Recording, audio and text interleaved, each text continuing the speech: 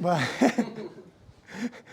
yeah, thanks everyone for coming. I'm loving to see numbers here, and having Serverless conference tomorrow happening, and I'll be there as well.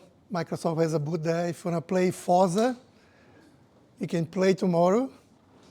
If I'm not around, ask someone else, but you're going to play there. Some Xbox there, nice setup for you if you like that. And yeah, my talk is about Azure Container Instances. Who knows about Azure Container Instances? So it's there for a long time. 5 years now. There you go. Ventura knows. Thanks, Ventura. Give a sticker later. I have a stickers here if you want, by the way. And yeah, I'm Jorge Arteiro, Cloud Developer Advocate, based in Melbourne. I'm in Australia here for 17 years. Proud South American from Brazil, and moved here for this beautiful place. As you guys can see, this beautiful office here from Contino, and thanks Contino for providing this for us. And my focus is containers in Kubernetes. It's not serverless. And why someone focus on cloud native and Kubernetes and want to talk about serverless here? Let's see. By the way, if you don't know me, I have this community and YouTube channel called Azure TA. But there is more than Azure there. There are development, a lot of Docker, Windows Subsystem for Linux. So if you don't know, Windows Subsystem for Linux is the Linux on Windows.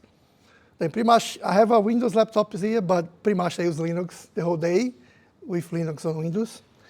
And yeah, I have more than 100 videos there. And I also do video in Portuguese. Then if someone want to bring another language, maybe Stefano there, the Italian, or something, another language, I'm happy to, to accommodate that as well. But let's talk about Kubernetes before we talk about serverless, because the talk is about integrating what we call serverless containers. That's exactly what Azure Container Instance is, and bring that with Kubernetes. A short that for AKS, Azure Kubernetes Service. It's similar to any Kubernetes service that you use in another cloud provider or even locally. But I like to always show this picture that I did this diagram many years ago. I think someone watched my talk like maybe Azure from 2017, 18, I did this diagram. And I kept updating this. Back then it was just Linux. When I talk about Windows on containers on Kubernetes, everybody was trying to kill me. I did a Docker Meetup 2017, 18, talking about Windows containers, and people, what's in the Windows containers? Containers are about Linux. And we all know that's not just about Linux. Then we have Linux, Windows, and ARM64 now as well.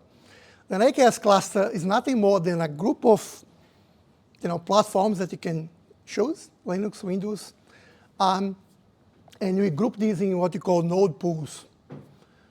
Then, George, that's a serverless meetup. I don't care about those VMs there. I don't care as well. That's what like a managed Kubernetes service is doing, is just managing all that stuff for us. And if you look Kubernetes 3 years ago, you say, okay, but I cannot scale that to 0. Then I don't like it. Yeah, that was the first thing. You cannot scale that to 0. But now you can. All the outscalers now on Kubernetes, you can scale those node pools. You probably have to leave one VM running just to keep the cluster on, but you can stop the cluster if you want. But those node pools, they can scale to 0. Okay, and outscaling means that become like a Azure Functions or any serverless platform. And many of those platforms run on top of Kubernetes. But Azure Container Instance is not like a container orchestrator. And that's why we're trying to mix Azure Container Instance with Kubernetes. If you keep in mind that many enterprise companies are using Kubernetes today, ask me how I know. I'm doing that for a while. I've done for many enterprise customers. And the numbers are just growing. I can see the numbers. AWS people here can see the numbers. Anyone from Google can see the numbers. We can see the numbers as well. The same way that we see numbers in Terraform automation growing and other things, we see on Kubernetes. There's adoption there for many years, and still going up. Means that we have to try to give options for the customers and for the users and for you guys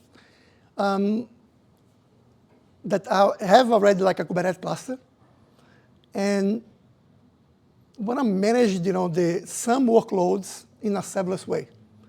And that's why you can get ACI, Azure Container Instances, and create like a fake node pool or like a fake node inside your cluster. We do that for you, okay? We install that virtual nodes when you create the AKS cluster. And the only thing you have to do when you deploy your application is saying, hang on, if you don't have capacity on your cluster, don't scale up. Don't go scaling, create new VMs. I don't want that. Can you scale out going to ACI, going to a serverless option? You can do that now. Then what I'm trying to show here is like another option that you have. Or you can think about, okay, I have like a GPU, some machine learning that I want to train like a model. I don't want to run that inside my cluster. I don't have GPUs, you see? There is no node pools here with GPU. By the way, you can have GPU there. You can now have WebAssembly as well. And I have to update this diagram and put like GPU, I have to put like a WebAssembly as node pools. But still, people don't want to run some workloads on this cluster. They want to run as a serverless, like a background processing thing, like a machine learning trained with GPU. And that's why we have this ACI. Out of the box, we go install the Linux one. And if you want, you can install the Windows version. And then you can have Windows and Linux containers there. And we have GPU option as well. But that's the whole idea of integrating like a container as a service now. It's not serverless, it's a container as a service with a Kubernetes option. Why? Because that's how it works. Virtual Kubelet, by the way, is a project from CNCF. We call inside the AKS cluster, we call virtual nodes. But the project for CNCF, Cloud Native Computing Foundation, is called Virtual Kubelet. And the same thing I'm showing here for Azure Container Instances, you can use for AWS Fargate, you can use for other options. Virtual Kubelet is not just for Azure ACI. You can use it with another products as well. It means that everything that you learn here, you can use with other options, or you can create your specific provider for your cloud or for your technology that you want to deploy. But the whole idea is why we are doing that. Because we want to keep the deployment on the same place. That's one reason. There are many reasons. But one reason that I can see is, OK, I have my YAML file from Kubernetes. I'm deploying my application already. I don't want to change that. I don't want to call Azure CLI or anything to deploy this container instance or Bicep or Terraform. I want to deploy the same way that I'm deploying my application with a deployment YAML file from Kubernetes. Then you can do it. Why? Because we're going to create this fake node there. Okay, it's just faking. And then there are some controllers that are going to say, OK, if you want to deploy something and there is no capacity deployed there, or you can say, straight away for the deployment, can you just deploy on that specific node? That becomes almost a pool. It's a single node. We show as a single node, but it's a pool because you can deploy as, it's like a serverless deployment there. Okay? The only limits that you're going to have will be the limits that the cloud is going to give you. On Azure, there are some limits. You can ask to increase the quota. But yeah, that's how it works. And pretty much, on Kubernetes, you don't manage that. This thing here is inside, all the managed containers or Kubernetes platforms. They manage all these components of Kubernetes for us. And you are serverless developers, you don't care. I don't care as well. I'm just showing that if you saw this diagram 3-4 years ago, you don't have to know this anymore. Okay? You don't have to know. The only thing you have to know is that those clusters, they talk with storage, they talk with virtual network. And What Azure Container Instances is the same here for proxy, virtual network. The Azure Container Instance is a service. Let me now stop slides. No more slides.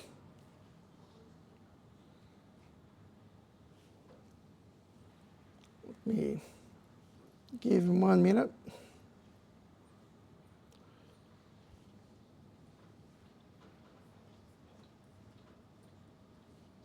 I don't know if it's going to see very well, but let me.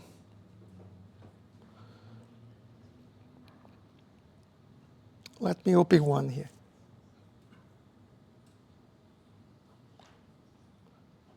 See, when you create one of those Azure Container Instances, it's nothing more than one pod. It's not made to be like an orchestrator. It's to deploy one single pod. We call this container group. Means that you can have multiple containers inside this container group. It's like a pod. It's exactly like a pod. Okay? We don't call pod because pod is Kubernetes. We call container group. And then I think this one, you can see containers there.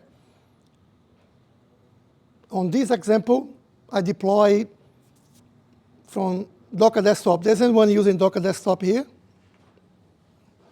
Docker Desktop. How you do? You're doing serverless, but you're still using Docker Desktop locally, probably. Using containers locally or things.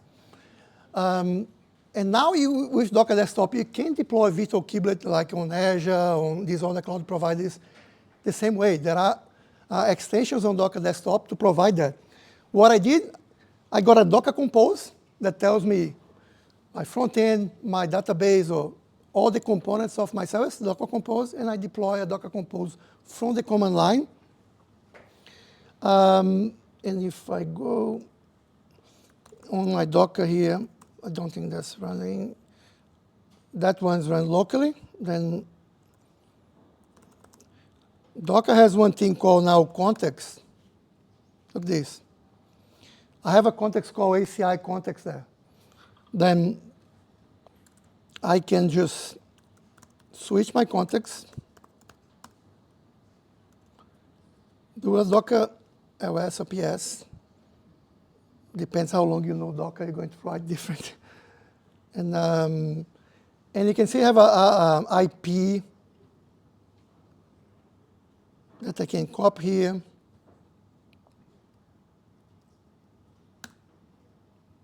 And there you go. I have my ESP.NET application with a SQL Server backend deployed from my Docker desktop.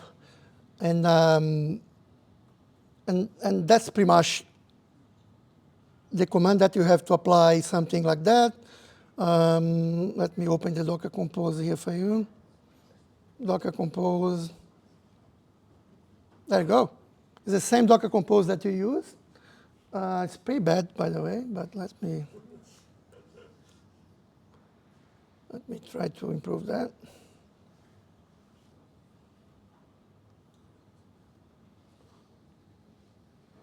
And what that Docker Compose is a simple Docker Compose. It means that you can now, maybe it's not common in Australia and US, but there's many people that they don't have like a 32 gig laptop that they can just run all these things locally. And now you can connect to the logs of the containers as well from your machine. There is a Visual Studio Code extension that you can use that. You can attach volumes there. Like that SQL doesn't have to queue every time that you destroy the container. You can save everything in a storage. You can use Azure files from the cloud to store these. And if I go back to the browser, that's where my application is running. I have a web, a database, and I have ACI. There's a sidecar there that Docker. That's not ACI. That's like Docker is creating the sidecar. And that's a nice thing. It's one container group. I just pay for one.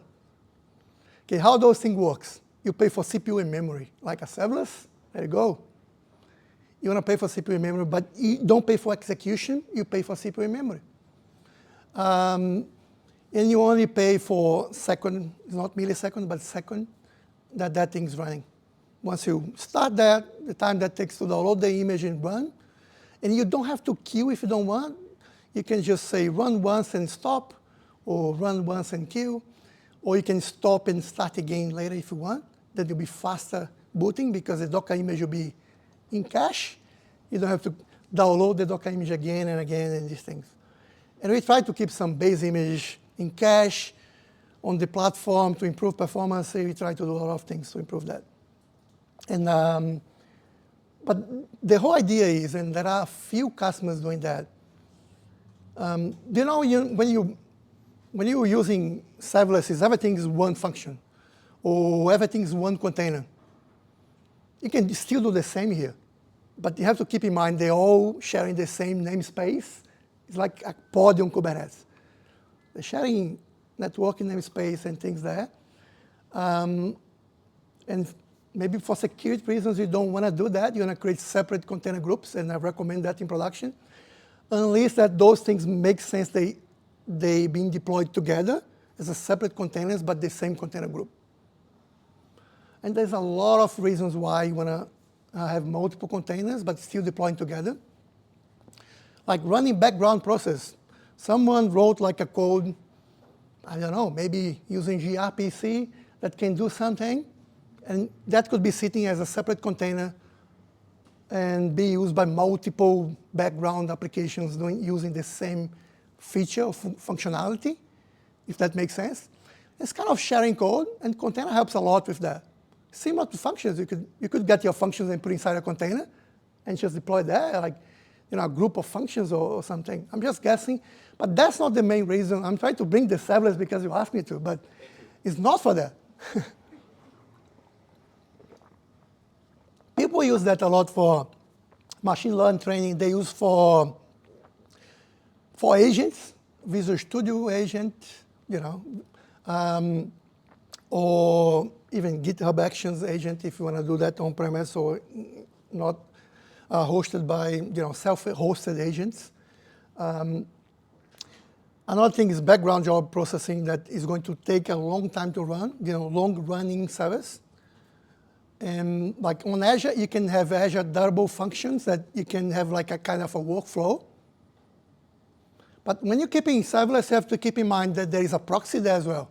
You pay for the proxy, you pay for the serverless, and the proxy is waiting for the function to answer, then send back the result, and you pay for both.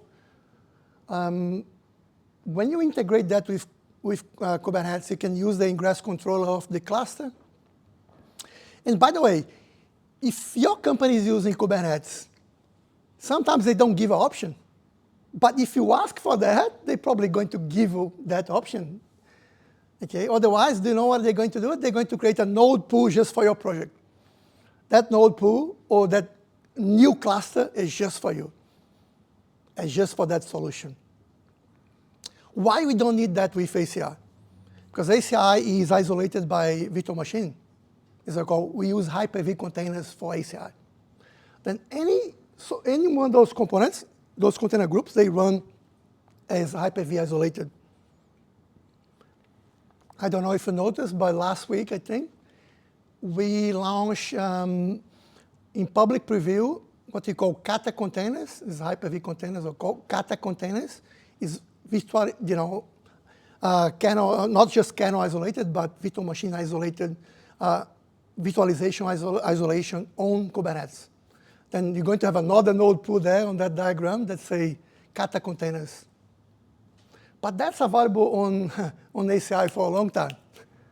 And that's one of the main use cases for ACI is people that want to isolate completely, if you have a multi-tenant environment where you want to completely isolate those deployments. On Kubernetes, you cannot do that. Okay, they're all sitting together. On here, you can have a different isolation because the execution is done with Hyper-V isolation. And that's another big one. And to be honest, every day I'm surprised with how people are using ACI. It's a lot of people using ACI. And what I'm bringing tonight is just how can we go next step and see, and for companies using Kubernetes, And how can we tell them, look, there's an option that you don't have to be scaling those classes up and down all the time, just because overnight we have to process, train like 20 machine learning models every week, or we can, we have to do this and this and this. You don't need that. We don't even need that separate cluster for that. And what people are doing over and over is creating a separate cluster, creating a separate node pool to try isolate, because node pool, you kind of isolate the networking. And that's how people do now. Let me create this node pool. That's fine. You can scale down to 0. Works fine. Yep, is a solution as well. But we're trying to avoid complexity here. Yeah? We're trying to reduce complexity. If you can tell them, no, just give me ACI. I'm already playing with my stuff. It's a very simple thing. We don't do just complex things. We do a lot of simple things on the companies, and you'll be surprised, And that's why serverless is growing a lot, because we just want to deploy the code. We don't want this overhead maintaining all these things. And now you can do that. You can deploy Azure Container Instances like with just a YAML file. We don't have to know the whole thing. If you don't want to use with Kubernetes, it's still fine. You can just go and use with like Azure CLI or Docker Compose as well, or from Docker. And let's see my time here. And let me show how that works with the Kubernetes cluster. As you can probably see there, I have a few instances that was created from the cluster. All that Hello World and Hello World 2 was created from Kubernetes. The difference from one and another is that the second one, I'm only asking for Kubernetes to deploy on ACI when there is no more capacity on the cluster. And I create a cluster with a single node and say, can you just go there? And that's the case here. I want 5 cops, but I only want to go, I'm using what you call node affinity, and I'm saying, giving some weight and giving some preference here. And what happened when I do that? I deployed 5 instances. And you ask me, Jorge, I can see only 2 there at the bottom, Hello World 2. Where are the other ones? And at the same time, the first demo, we have 5 versions. We have 5 copies here, 5 instances. Why? Because when I deployed that one, I didn't ask for them to use the capacity of the cluster before going for ACI. I just said, no, I just want to deploy there. I want to go complete container as a service, serverless, and I want to go out and deploy there. And the only difference was the node affinity that I use. On this one, I use a node selector. And I say I want an agent, I want to have virtual kubelet there.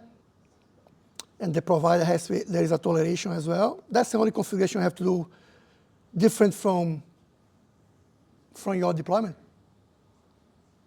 And you can also configure here like CPU and memory will be fine. If you put like 1 gig, 2 gig will be fine. You can go for 4 cores and 16 gig. And you can run that forever. It's not like you can stop in seconds, or you can run forever if you want. And then if I go back to the cluster,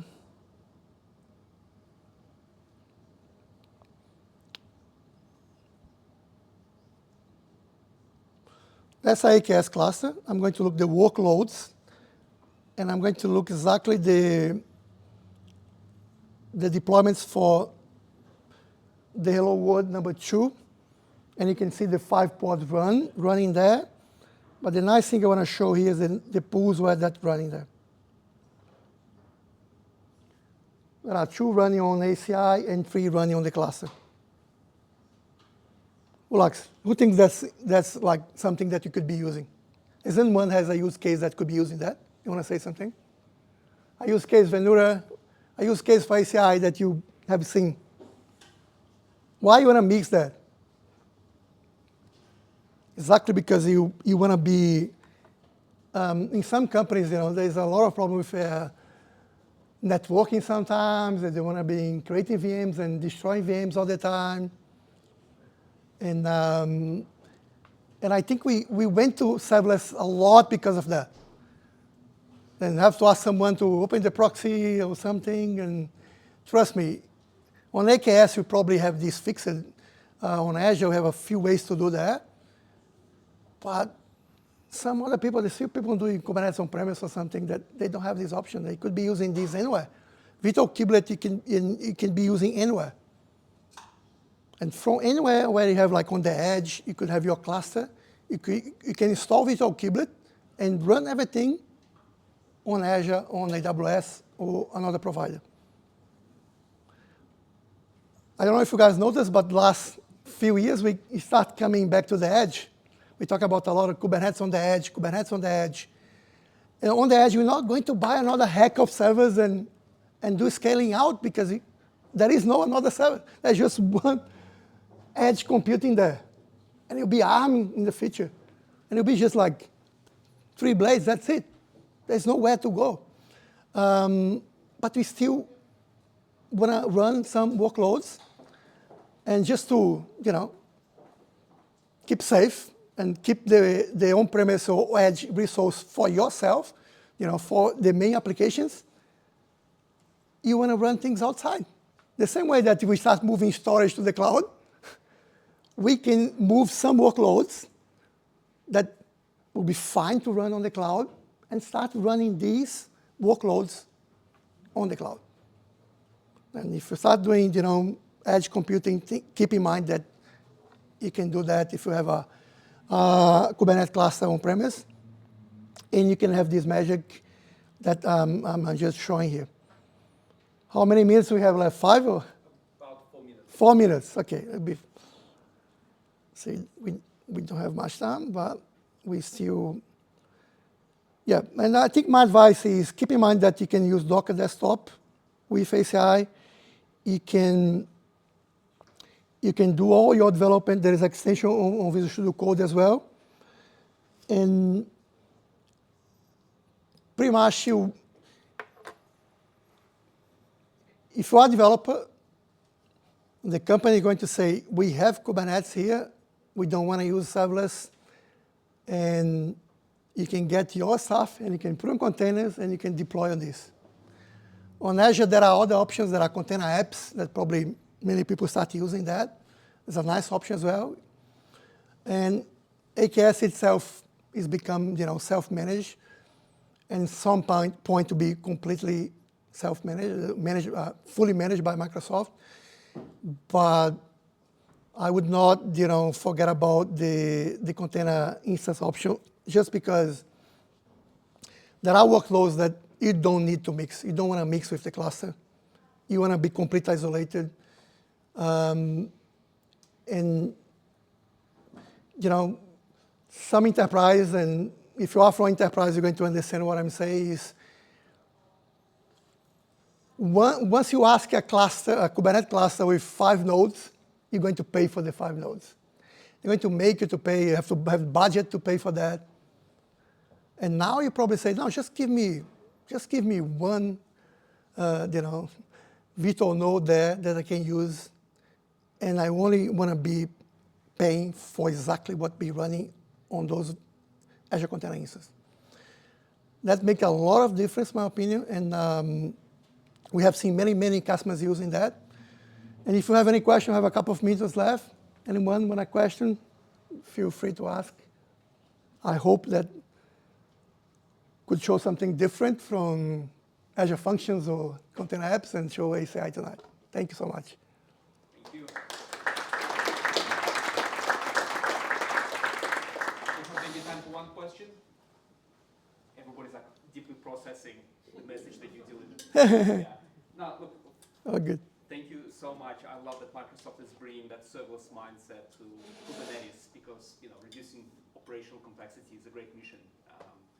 And I think you win the prize for saying Kubernetes and containers the most at any serverless meetup. So absolutely, thank you so much. Love that. George, thank you. Thank you so much. We'll just take a couple-minute break while we get Ellery. Get some pizza.